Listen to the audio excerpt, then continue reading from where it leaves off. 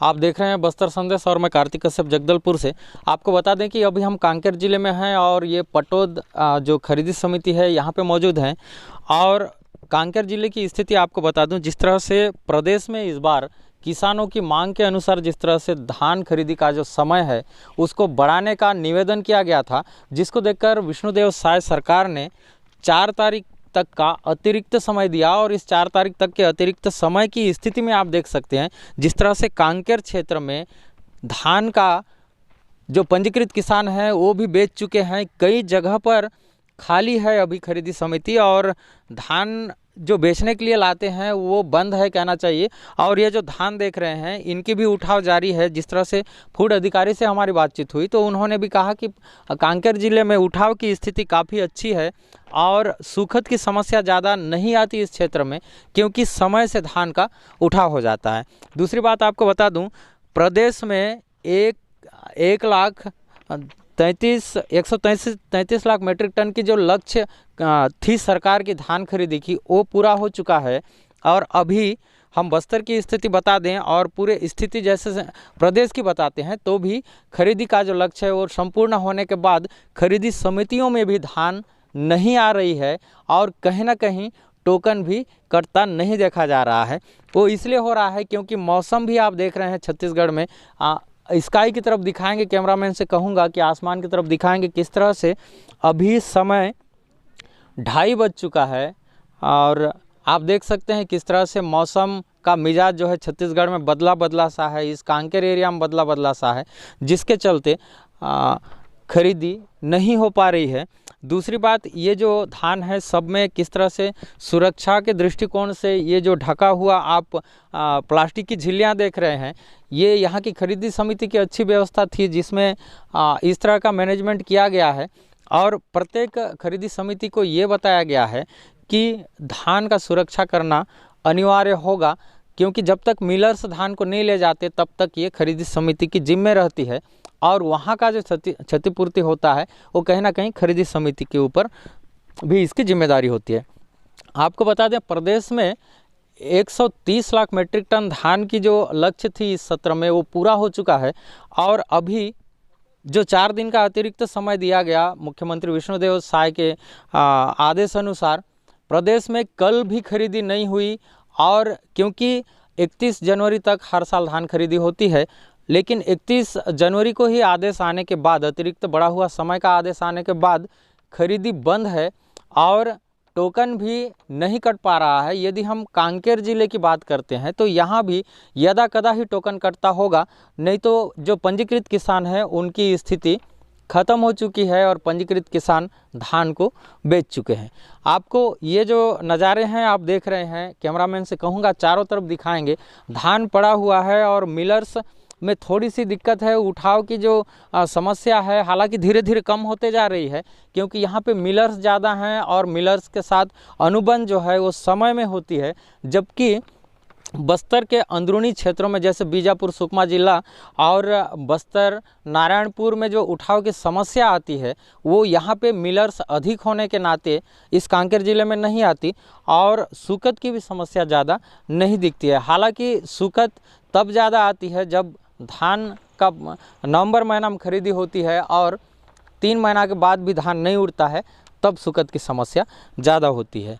यहाँ जिस तरह से कांकेर ज़िले के फूड ऑफिसर खाद्य अधिकारी से हमारी बातचीत हुई तो उन्होंने बताया कि ज़िले में जिस तरह से 4 दिन का समय बढ़ा हुआ है, अगर कहीं कहीं पर किसान बचे हुए हैं धान बेचने से, चूक गए थे, तो वैसे लोगों को मौका दिया जा रहा है।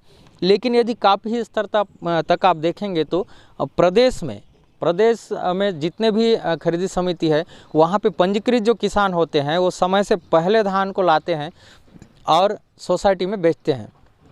जिस तरह से लेम्स प्रबंधकों का एक हमेशा से मांग रहता है कि लेट से उठाव होने पर सूखती ज़्यादा आता है, तो इसकी जो दायरा आप देखेंगे, अगर मार्च अप्रैल के बाद धान का उठाव होता है तो कहीं ना कहीं प्रति बोरे में 1 से 2 किलो की सूखत आती है।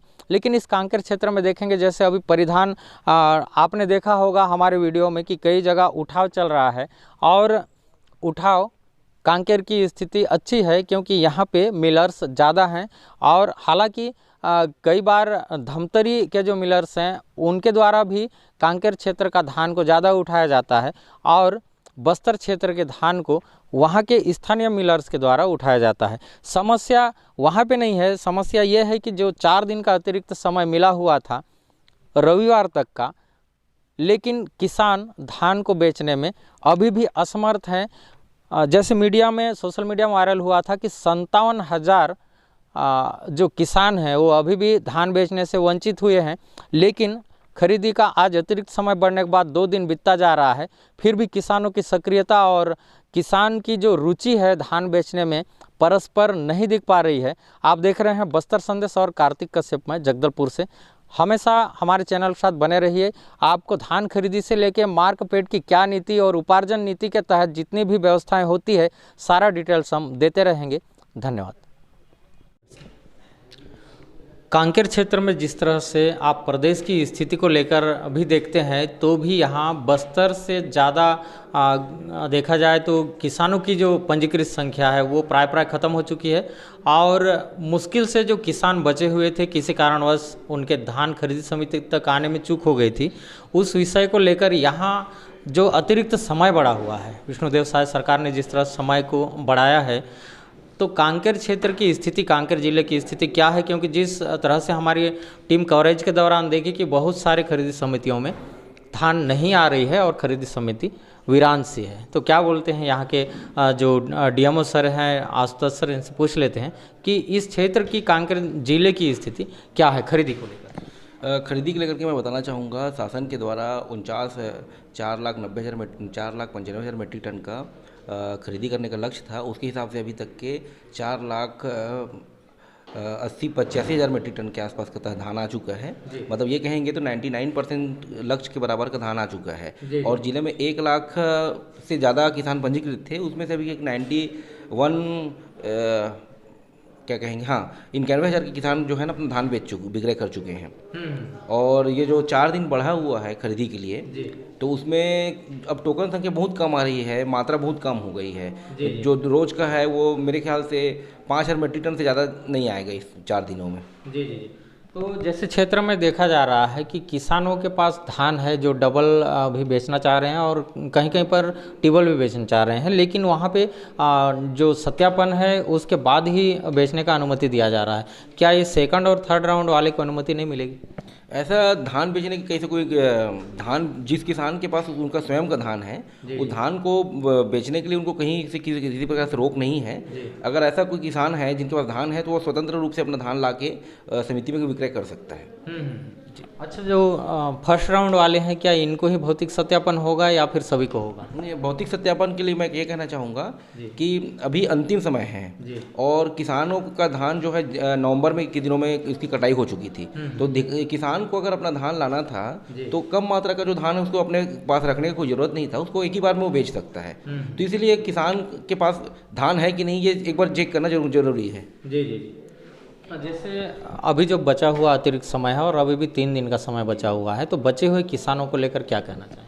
किसानों को लेकर के ये कहना है मेरा कि मेरा पिछले साल का भी अनुभव रहा है। ज़िले में 8-9 हज़ार के आसपास किसान जो है पिछले बार भी धान अपना लेके नहीं आए थे। अंतिम समय में मुनादी भी कराया गया था कि जिनके पास धान है वो बेच सकते हैं करके। उसके बाद भी किसानों के पास धान नहीं था, तो यही स्थिति इस साल भी उसी के आसपास आने का संभावना है। क्या वजह हो सकती है इसके लिए? मैं क्या कहने, या किसान के पास धान नहीं है और उन्होंने अपना धान का बेचने के लिए पंजीयन करवाया है, ऐसा महसूस हो रहा है। धन्यवाद आशुतोष सर, जो यहाँ कांकेर जिले के डीएमओ हैं। इन्होंने अपनी जो जानकारी है स्पष्ट करते हुए बताया कि किस तरह से यहाँ पे जो पंजीकृत किसान हैं उनकी धान खरीदी समिति में पहुँच चुके हैं और धान बेच चुके हैं। कुछ % जो किसान बचे हैं वो धीरे धीरे ला रहे हैं। जिस तरह से टोकन कट रही है उसमें 30% धान ही खरीदी समिति तक अभी पहुँच रही है। आप देख रहे हैं बस्तर संदेश और मैं कार्तिक कश्यप, जगदलपुर से।